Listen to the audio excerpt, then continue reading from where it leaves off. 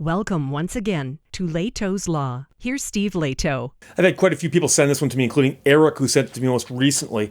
And I'm torn about doing stories like this because there's been a lot of hype and a lot of misinformation about this, but the story itself has not broken into the mainstream. And my concern is that if too many people look at this and get the story wrong, it's just going to make things worse. But I've seen headlines now that several people have sent me, but they're never from major news organizations. They're always from these lesser fringe type organizations about a proposed law in Virginia. And the headline will always say something like, Virginia attempting to outlaw martial arts, or Virginia about to outlaw Taekwondo. And I've seen some that specifically say which ones they're trying to outlaw. And the interesting thing is that whenever I hear that someone's trying to outlaw something, I always want to take a look at it first and go, what is the attempt being made? In other words, has a law been passed? Has a law been proposed? Is this something that people are talking about? Is this something people are agitating for? Like, what is happening? And the reason I say this is, I mentioned previously, for example, that a Michigan legislator had proposed banning boating at night. And it's such an insane idea, especially in Michigan where a lot of people have got boats, and we've got a lot of lakes where people boat, that you can't ban boating at night. And the second that one got publicized, they quickly went away. But the interesting thing about the situation in Virginia is that a bill has been proposed about something to do with this.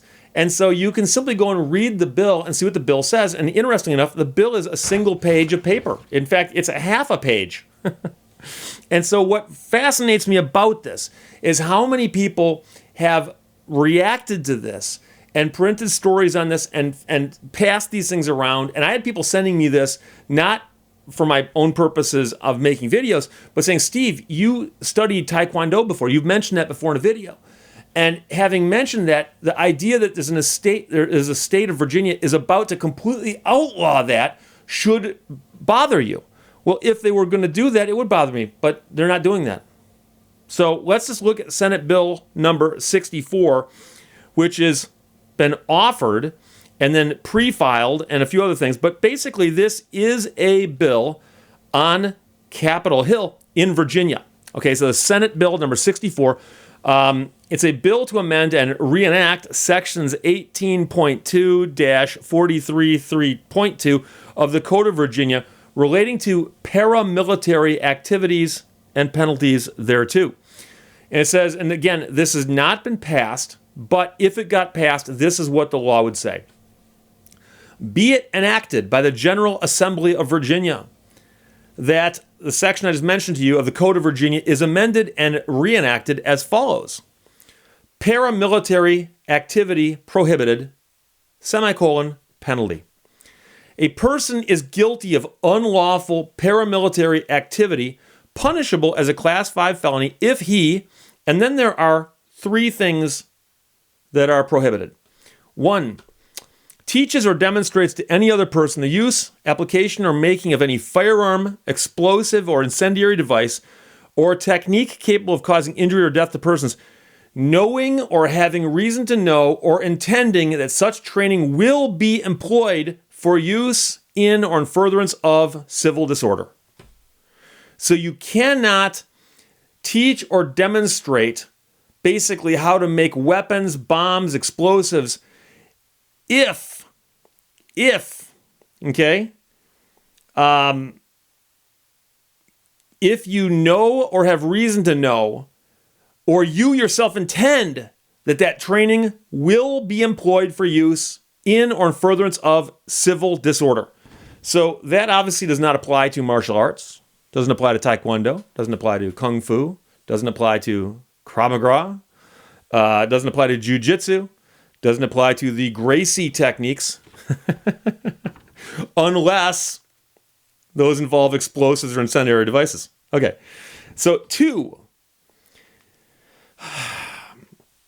a person is guilty of unlawful paramilitary activity punishable as a Class 5 felony if he assembles with one or more person for the purpose of training with, practicing with, or being instructed in the use of any firearm, explosive, or incendiary device, or technique capable of causing injury or death to persons, intending to employ such training for use in or in furtherance of a civil disorder. So again, if you're just taking martial arts, learning self-defense, you are not doing that in furtherance of or in training for use in civil disorder. Now, I know what some people are going to say. People are going to say, Steve, but the law written the way it is, what's a civil disorder? What is civil disorder? Okay? Well, self-defense is not civil disorder. So Master Lee's Taekwondo school in Kigo Harbor, which no longer stands, but was there when I took classes there, the man was teaching self-defense. And he was not teaching them how to make incendiary devices or explosives or firearms or weapons. And he certainly wasn't training us for civil disorder. And so that's not what is being taught at any martial arts school that I know of. Now, obviously, if there's a bunch of guys back in the woods who are training something and they're planning on overthrowing the government, then this might apply to them.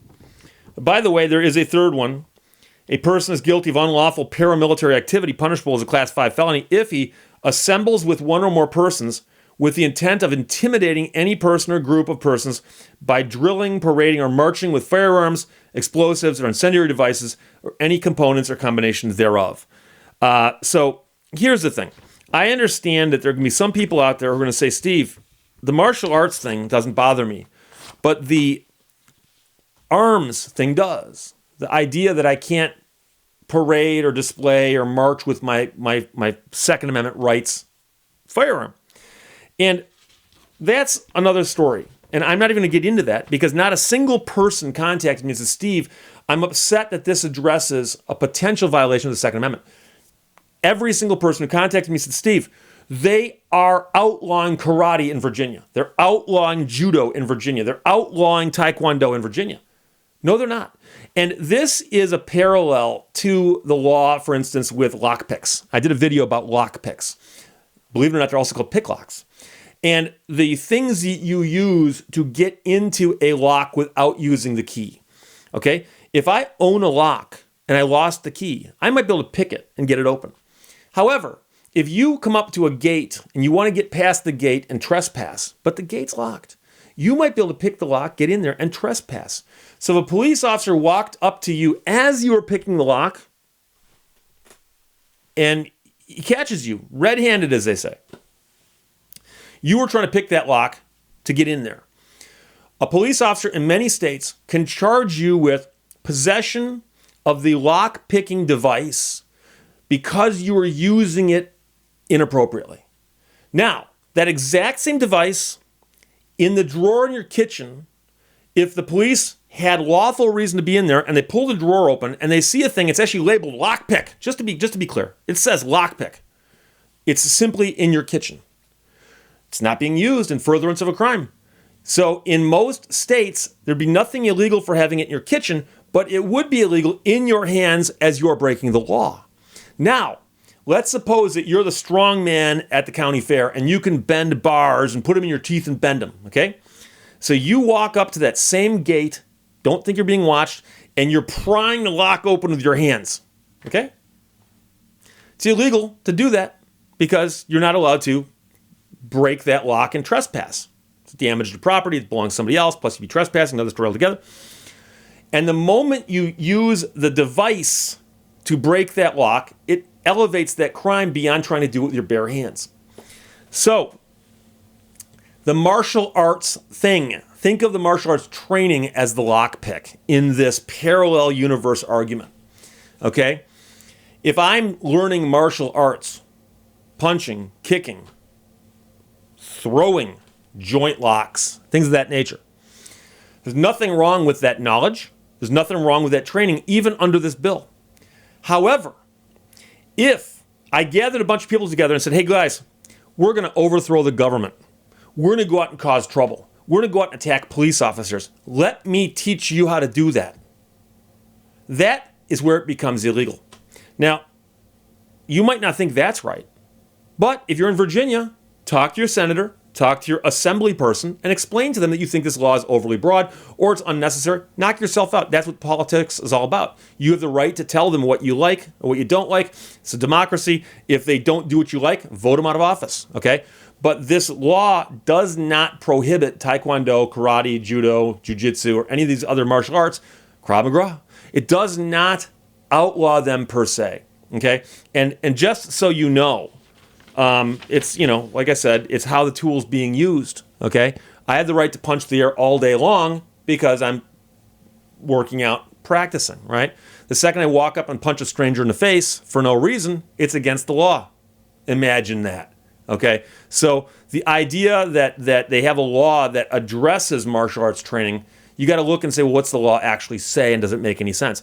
Do they need a law to prohibit people from training paramilitary style in Virginia? I don't know.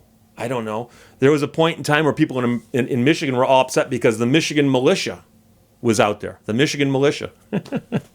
Not the Michigan National Guard, the Michigan militia. It was something about 3 minutes was on the news. But it turned out, again, it was one of those things that got hyped in the news. So if you get this email or somebody sends you a link and says, hey, Virginia is going to outlaw martial arts, period, it's wrong. It's wrong. It's not true. Now, is this bill necessary? Is it a good bill? I don't know. If I was in Virginia and somebody asked me and said, Steve, what do you think about this? I'd go, I don't really like the idea that it talks about in furtherance of a civil disorder. I'm not really quite sure how you would define that. But I certainly think that an attorney could make a very good case that the children who are taking Taekwondo classes at Master Lee's Taekwondo in Kigo Harbor back in the day were not planning civil disobedience or civil disorder or, again, whatever it is they've called it here. And so I doubt that you could have arrested and successfully prosecuted Master Su Young Lee for doing that. But again, like I said, it's an overreaction on the part of many, many people. But that's the case, what's happening in Virginia. Questions or comments, put them below. Otherwise, talk to you later. Bye-bye. Thank you for watching Lehto's Law. Change is inevitable, except from a vending machine.